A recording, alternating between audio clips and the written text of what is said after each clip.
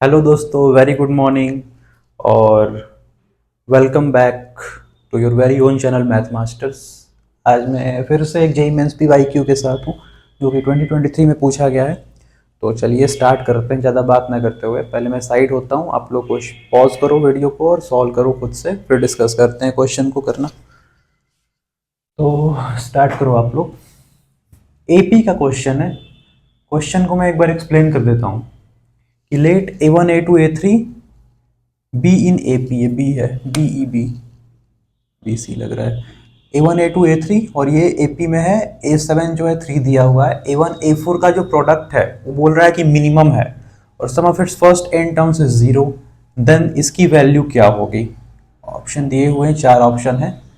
तो ये आपको इसकी वैल्यू बतानी है, तो आपको उसके लिए n निकालना होगा सबसे पहले। तो n कैसे निकाले? हमें तो a नहीं पता है, हमें तो d नहीं पता है, तो a d n सब कुछ फाइंड करना होगा इस क्वेश्चन में हमें। ये क्वेश्चन काफ़ी कुछ सिखाता है, तो होप आपने पहले पॉज करके ट्राई किया होगा। तो let's start solving the question. ये AP में दिया हुआ है, A7 3 है, तो पहले इसको लिखते हैं। A7 क्या होगा? तो A प्लस 7 माइनस 1 यानी कि 6D इज इक्वल टू 3। ये 3 दिया हुआ है। यहाँ से हम चाहें तो A को लिख सकते हैं 3 माइनस 60। ऐसा मैं क्यों लिख रहा हूँ अभी पता चलेगा। A को मैंने ये लिख दिया। अब बोल रहा है कि जो A1 और A4 का प्रोडक्ट है वो मिनिमम है, तो मैं प्रोडक्ट को डिनोट कर देता हूँ P से, कैपिटल P से। ये हो गया A1 A4। A1 को मैं लिख सकता हूँ A, first term is A और common difference D। First term में A लेके चल रहा हूँ, कॉमन डिफरेंस D लेके चल रहा हूँ, इसीलिए मैंने यहाँ पे A प्लस 60 लिखा हुआ है। तो A1 हो गया A, A4 हो गया A प्लस 3D। ओके। अब मैं ए की जो यहाँ से वैल्यू आई है वो यहाँ पे मैं पुट कर सकता हूँ। ये कितनी आई है? 3 माइनस 60। तो मैं यहाँ पे रखूंगा 3 माइनस 60, यहाँ भी रखूंगा 3 माइनस 60 प्लस 3D। तो ये क्या हो गया? 3 माइनस 60 और इस ब्रैकेट में क्या हो गया? 3 प्लस 3D। अब इसको आप लोग मल्टीप्लाई कर सकते हो, मल्टीप्लाई करके निकालो कितना आएगा।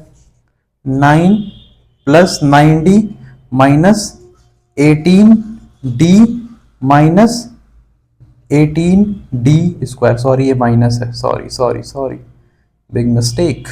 3 minus 3D, minus 60 plus 3D minus होगा, तो ये माइनस हो जाएगा, माइनस 9D, और ये माइनस ही रहेगा और ये प्लस हो जाएगा। तो ये क्या आ गया? ये मैं यहाँ लिखता हूँ, ये आ गया 18D स्क्वायर। क्या आ गया? Product P 18D square minus 9D minus 18D minus 27D और ये प्लस 9। ये आ गया प्रोडक्ट। अब इसको बोल रहा है ये मिनिमम है, तो मिनिमम है मैक्सिमम है, यानी कि ये कॉन्सेप्ट यहाँ पे यूज होगा मैक्सिमम मिनिमा का। इसको हम लोग डिफ्रेंशिएट करेंगे और देखेंगे कि किस पॉइंट पे ये मिनिमम आ रहा है, मिनिमम आ रहा है कि नहीं आ रहा है। Let's check. सो इसको मैं अगर डिफ्रेंशिएट करता हूं, मैं dp बाई dt निकालता हूं।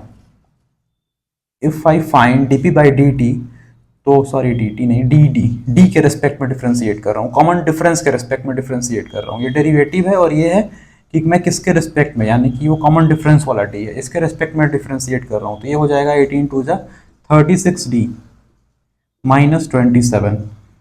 तो यहाँ से क्रिटिकल पॉइंट फाइंड कर लेते हैं। इक्वल टू अगर इसको जीरो करेंगे, अगर मैं इसको इक्वल टू जीरो करूँगा तो डी आ जाएगा 27/36।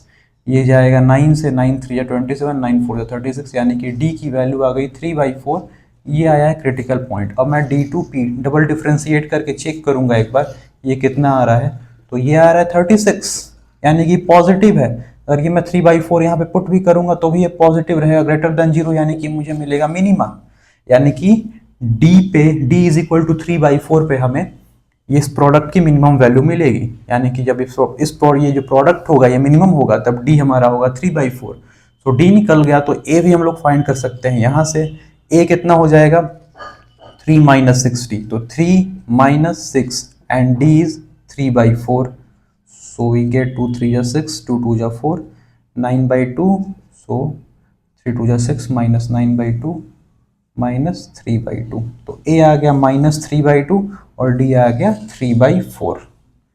ओके। अब क्या कह रहा है कि sum of n terms is zero, n terms का सम जीरो है। आगे बढ़ते हैं। n टर्म्स का सम जीरो है, यानी कि Sn जो है वो जीरो है। अगर Sn जीरो है तो Sn होता क्या है?